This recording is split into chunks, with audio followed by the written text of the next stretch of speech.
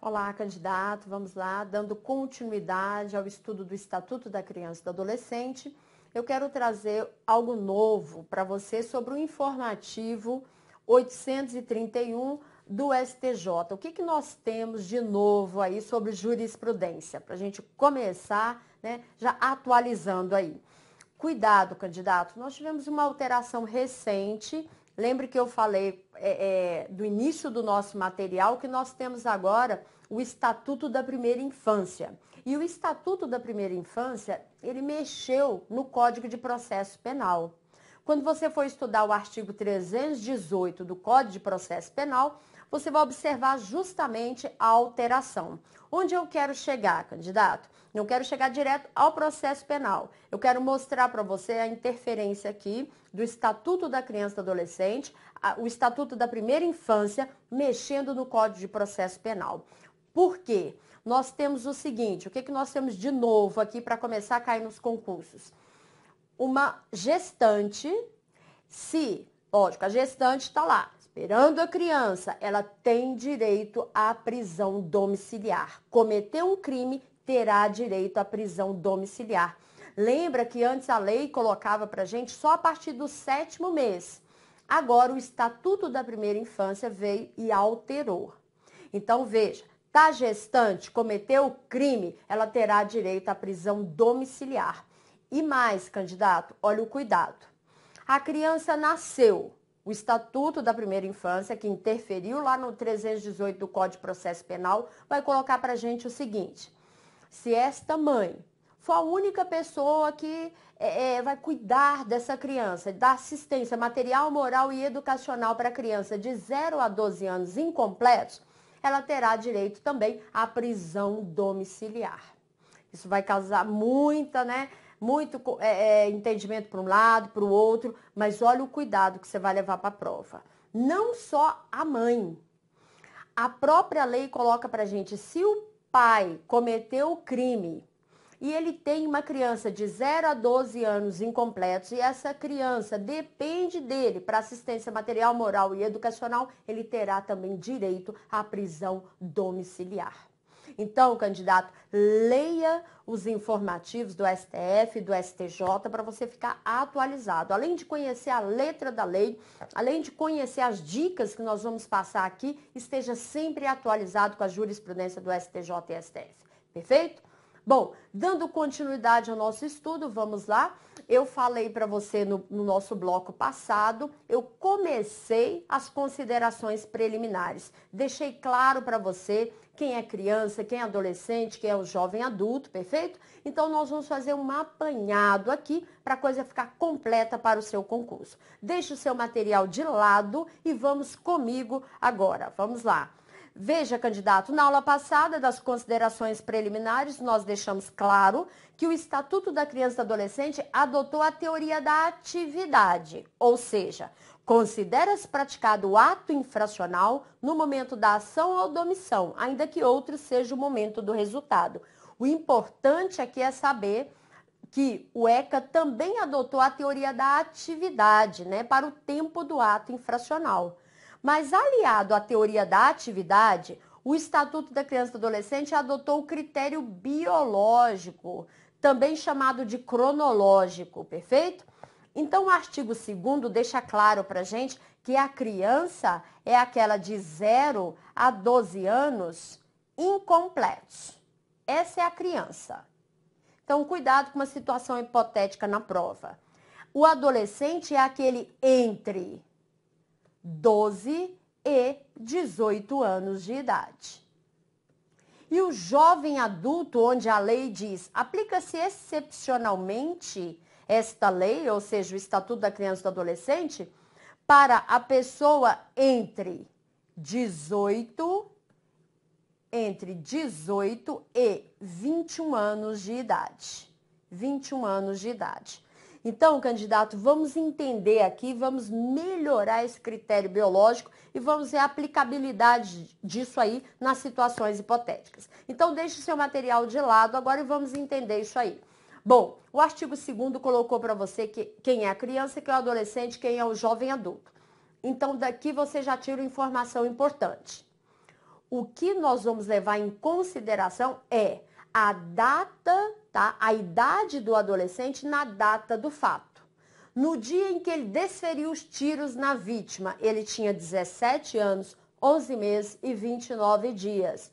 Ele era considerado o quê? Inimputável. Ia responder pelo Estatuto da Criança e do Adolescente. Por quê? Por causa da idade dele na data do fato. Então, a idade é importante, por isso que o Estatuto adotou o critério biológico. Você vai olhar sempre a idade dele na data do fato, mesmo que outro seja o resultado. Um adolescente de 17 anos, 11 meses, desferiu 3 tiros na vítima. A vítima foi para o hospital e a vítima só veio a óbito devido aos ferimentos 8 meses depois do fato. Não interessa. Nós vamos aplicar o Estatuto da Criança e do Adolescente, porque ele praticou, tá? Na data do fato, ele tinha menos de 18 anos de idade. Perfeito? Então, leve em consideração isso para a prova. Muito cuidado que a banca vai fazer situação hipotética. Mas, candidato, veja o seguinte. O Estatuto diz para a gente que nós vamos aplicar essa lei também, excepcionalmente, ao chamado jovem adulto. Quem é o nosso jovem adulto? É aquele entre 18 e 21 anos de idade. Só que muito cuidado na hora da prova. Esse jovem adulto não é qualquer jovem adulto que tem essa faixa etária. Ele foi um adolescente que praticou um ato infracional e agora completou a maioridade. Imagine, ele praticou o ato infracional, fugiu. Ele só foi localizado pela polícia depois dos 18 anos de idade. Ele é considerado o nosso jovem adulto e ele vai responder nos termos do Estatuto da Criança e do Adolescente, porque na data do fato ele era inimputável. Perfeito? Então, se a banca perguntar, igual já perguntou em prova, o Estatuto da Criança e do Adolescente poderá ser aplicado para um jovem com 19 anos de idade. Você vai marcar verdadeiro, a banca vai falar poderá e não deverá. Quem é esse? É o nosso jovem adulto, perfeito? Agora, candidato, eu deixei uma observação para você relacionada à prescrição penal. Onde eu quero chegar? A súmula 338 do STJ é clara e diz pra gente que a prescrição, tá, penal, a prescrição lá do artigo 109 do Código Penal, ela será aplicada nas medidas socioeducativas. Do mesmo jeito que o crime prescreve, aqui para o adolescente vai prescrever também. E nós vamos aplicar a prescrição do direito penal.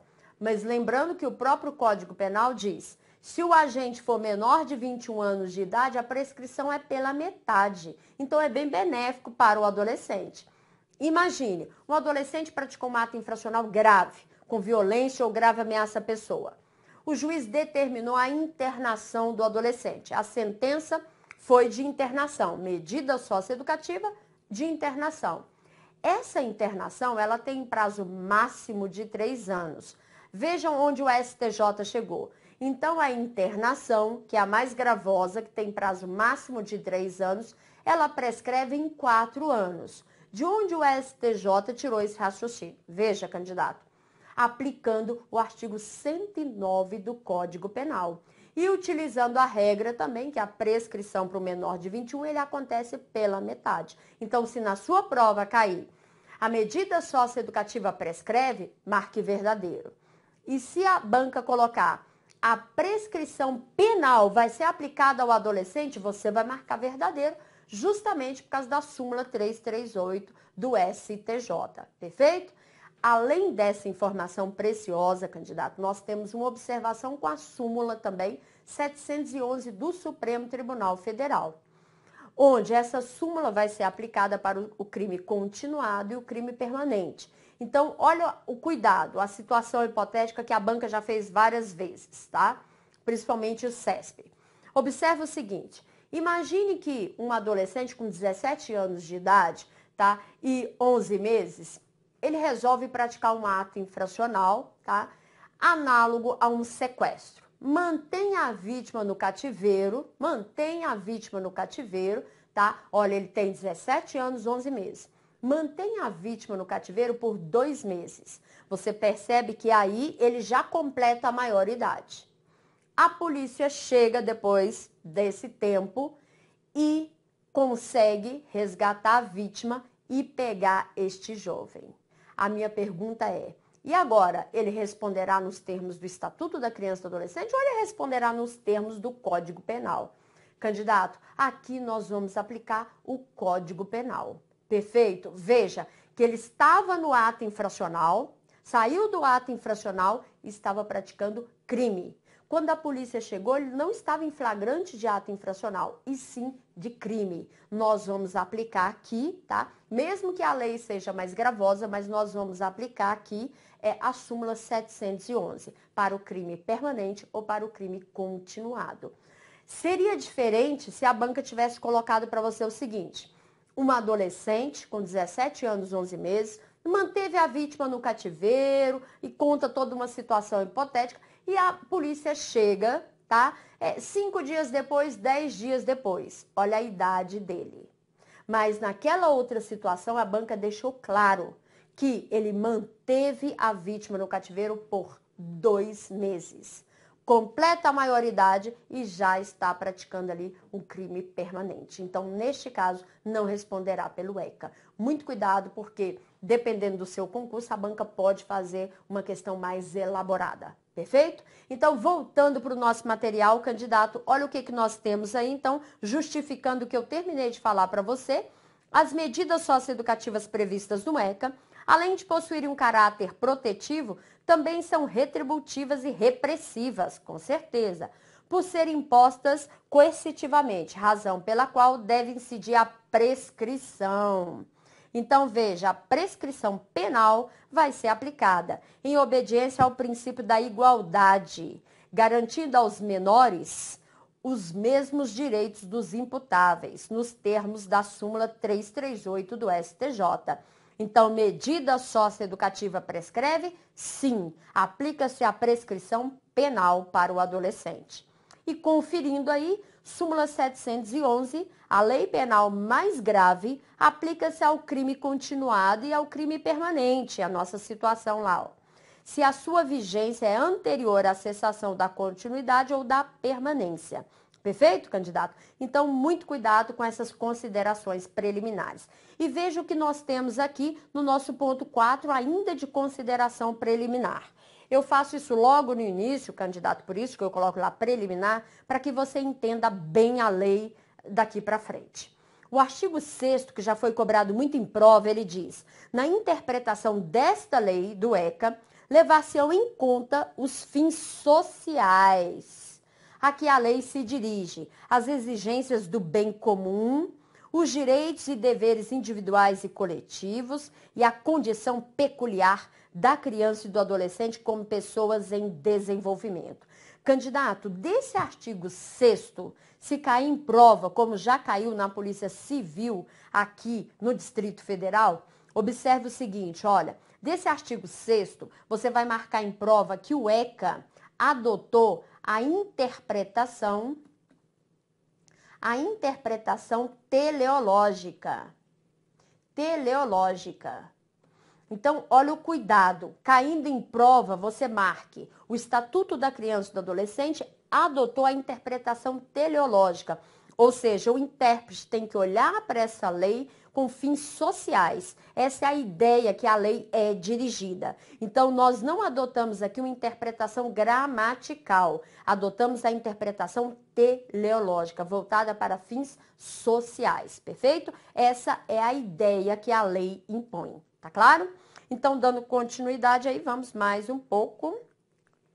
Vamos lá. Ainda nas nossas considerações preliminares, é bom ressaltar também, candidato, que a competência para legislar sobre infância e juventude, que está na nossa Constituição Federal, a competência é da União, dos estados e do Distrito Federal. Então, aqui você tira uma informação importante, que a competência para legislar sobre a infância e juventude é uma competência, o quê? Concorrente. É uma competência concorrente. Cuidado, quando cai em prova, a banca costuma colocar município. Município não, perfeito? Competência concorrente da União dos Estados e do Distrito Federal. Essa matéria é totalmente constitucional, mas a banca já cobrou dentro do estatuto. Candidato, veja o ponto 6 das nossas considerações preliminares. No ponto 6, olha que eu tenho específico para você. Perdão. Conceito de ato infracional. O que é o ato infracional? Olha o cuidado, isso aqui já caiu em prova várias vezes, nós vamos entender bem esse ato infracional. Daqui a banca tira questões importantes. O ECA diz que ato infracional é a conduta descrita. É a conduta descrita como crime, mas é uma conduta também descrita como contravenção penal. Contravenção penal. Então, nós vamos entender bem isso aqui, a importância desse conceito do ato infracional. Então, deixe seu material de lado, vamos entender bem o conceito de ato infracional. Candidato, veja, na prova, numa redação, você não pode dizer que o adolescente praticou crime, praticou delito. Adolescente pratica ato infracional. E o ECA diz que ato infracional é uma conduta descrita como crime ou contravenção penal.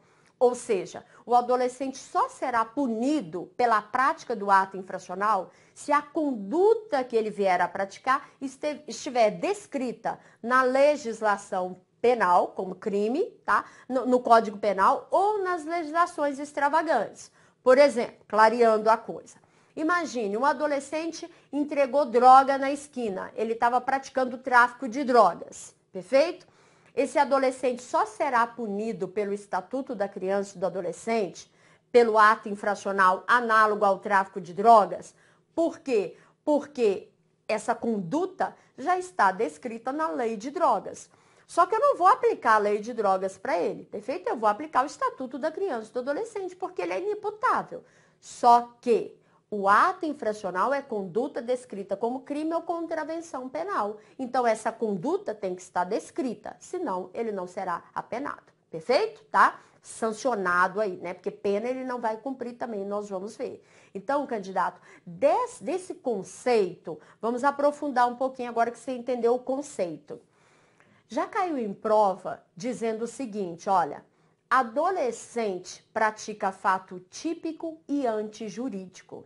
Você estudando direito penal, o professor vai trazer para você o conceito de crime e trabalha lá com você. Crime é fato típico, antijurídico, né? E culpável. Olha o cuidado. Culpabilidade para o adolescente nós não vamos falar porque ele é inimputável, não é verdade? Um dos requisitos lá da culpabilidade nós vamos falar porque ele é inimputável. Mas veja o seguinte, se a banca colocar para você um adolescente pode praticar fato típico e antijurídico, você vai marcar verdadeiro.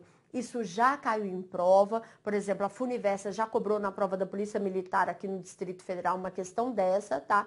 CESP já cobrou em prova também. Está verdadeiro por quê? Porque o ECA diz que ato infracional é conduta descrita como crime ou contravenção penal. Então, adolescente pratica fato típico e antijurídico? Verdadeiro. Só que a gente não diz que é crime, a gente diz que é ato infracional. Muito cuidado, então, candidato, isso é muito importante, tá? Pode cair na sua prova, perfeito? Tá? E mais, se a banca perguntar, criança pratica ato infracional, você vai marcar verdadeiro também. Uma criança com 10 anos de idade praticou um furto. Eu não vou aplicar medida socioeducativa para essa criança, eu vou aplicar medida protetiva, nós vamos ver, tá? Mas ela pratica ato infracional também.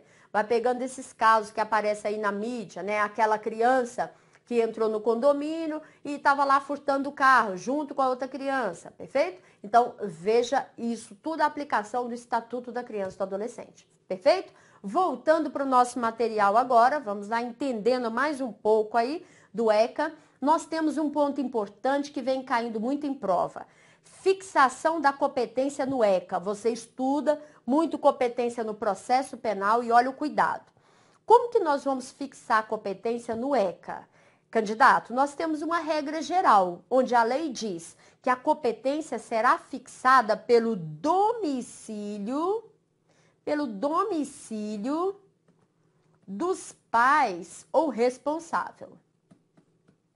Então, vamos entender, isso é a regra geral. Nós vamos ter aqui uma observação, uma exceção, sempre, né? Então, fixação da competência regra geral, é domicílio dos pais ou responsável. Como que eu vou fixar competência em matéria de ato infracional? Nós temos uma regra específica, onde o ECA diz a competência será fixada no local da ação.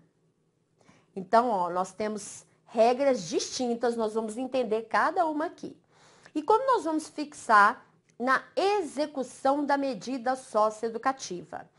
Para a execução da medida socioeducativa, olha a informação importante. A competência, aqui, o juiz, veja como nós vamos fixar a competência. O juiz poderá delegar a competência para o domicílio do pai ou responsável. Para o domicílio dos pais ou responsável. Ou responsável. Então, candidato, domicílio dos pais ou responsável. Então, olha o cuidado. Me acompanha aqui, deixa o seu material de lado. Vamos entender essas 3 regras aqui. Primeiro, quando você estiver estudando competência no ECA, você vai pegar o artigo 147 seguintes do ECA e já vai pintar essas 3 informações ali. Não tem como errar. Entendeu competência no ECA, tá? Aqui com o artigo 147 não erra. Primeiro, porque a regra geral é muito clara. Nós vamos fixar a competência pelo domicílio do pai ou responsável. Ponto. Mas, e se não foi encontrado o domicílio do pai ou responsável? Ou se não tem pai ou responsável. E agora, como que nós vamos fixar a competência? A competência será fixada no local onde encontrar a criança ou adolescente. Perfeito? Então, candidato, preste atenção. É domicílio do pai ou responsável. Na ausência, nós vamos fixar no local onde encontrar a criança ou adolescente. Perfeito? Só que essa regra geral, candidato, nós vamos aplicar para questões cíveis. Como assim, professora, para questões cíveis? Nós vamos aplicar em questão de adoção, questão de guarda, questão de tutela. Perfeito? Então, essa é a regra geral. Domicílio do pai ou responsável, na ausência, no local onde foi encontrada a criança ou adolescente que será fixado. Mas, em se tratando de ato infracional, agora a coisa é diferente, esse aqui cai muito em prova. Em se tratando de ato infracional, como que nós vamos fixar a competência? A competência será fixada pelo local da ação. Então, candidato, considere a seguinte situação hipotética. Um adolescente, tem o domicílio dele no Distrito Federal. E o domicílio da mãe, do pai, do responsável no Distrito Federal. Perfeito? Mas o adolescente sai do Distrito Federal e vai para outro estado e lá ele comete o ato infracional. Olha o que a lei diz. Como que nós vamos fixar a competência? Neste caso, em matéria de ato infracional, a competência será fixada no local da ação. No local da ação. Então, imagina, o adolescente sai do Distrito Federal em outro estado, ele pratica um ato infracional de tentativa de homicídio. E agora, onde vai ser fixado? Onde vai acontecer o procedimento para apuração do ato infracional? No local onde ele praticou a ação. Perfeito? Então, muito cuidado com essa informação, ela é preciosa. Perfeito? E a terceira regra, para ficar bem claro aí, a terceira regra é uma regra que será aplicada para a execução da medida socioeducativa.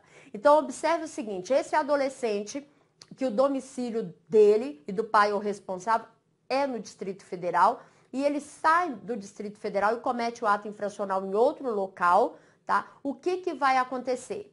A execução da medida dele poderá ser delegada para o domicílio do pai ou responsável. Ou seja, o procedimento aconteceu em outro estado. Por exemplo, ele praticou em São Paulo.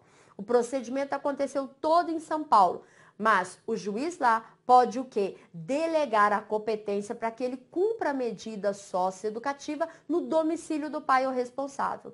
Candidato, essa regra, essa última regra de competência que você está entendendo aí, essa última regra justamente é em respeito ao artigo 124 do ECA, que traz para a gente os direitos do adolescente privado da liberdade. e ele tem direito a visita semanalmente, ao menos semanalmente, do pai ou responsável. Isso aí vai justamente aproximar da família, perfeito? Então, para a sua prova, a coisa fica simples de competência no ECA. Olha o cuidado. Domicílio do pai ou responsável é a regra geral, que é aplicada para questões cíveis. Mas não foi encontrado o domicílio ou não tem pai ou responsável. Vamos fixar no local onde foi encontrada essa criança ou esse adolescente. Se for em matéria de ato infracional, o adolescente praticando o ato infracional, olha o cuidado aí. Nós vamos fixar a competência, tá? Onde ele praticou o ato infracional, certo? Agora, a execução da medida, ela poderá e não deverá, cuidado com isso na prova, é poderá, né? Então, é discricionário aí, ela poderá ser delegada para o domicílio do pai ou responsável, perfeito? Então, veja, candidato, depois desse vídeo, você pega o artigo 144, pinta e deixa a coisa clara lá, perfeito? Voltando para o nosso material, vamos lá. No nosso material, nós temos mais informações aqui importantes para você. Vamos aqui. Onde nós temos aqui uma visão histórica e alguns princípios. Eu já falei para você sobre uma visão histórica na parte internacional. Aí olha a ideia aqui, candidato, tá? Um artigo importante aqui para você. Nesse primeiro ponto, veja que eu trouxe um artigo importante para você dizendo assim, ó. De menor, trombadinha, menino carente, delinquente, vadio, menor abandonado, né? Era assim que o Brasil tratava a sua infância. Quando entra em vigor o Estatuto da Criança e do Adolescente. E a coisa vai ser diferenciada já. O Estatuto diz quem é pra gente a criança, né? Quem é o adolescente. Essa realidade começou a mudar, perfeito? Pela primeira vez deixava-se bem claro, meninos e meninas são sujeitos. Veja, a criança ou adolescente passa a ser sujeito de direito, não é mais tratado como objeto, né? Com direitos e deveres expressos pela lei, pelo estatuto, perfeito? Os artigos do estatuto, então, puseram fim ao antigo Código de Menores, um documento de caráter assistencialista e punitivo. Veja o seguinte, candidato, o que eu quero, então, aqui mostrar para você, com essa ideia aqui, tá? Para a gente justamente fechar essa primeira parte aí, o que eu quero deixar claro para você? Veja, que o artigo 227 da Constituição Federal, artigo muito importante para a prova, ele trouxe para gente que é dever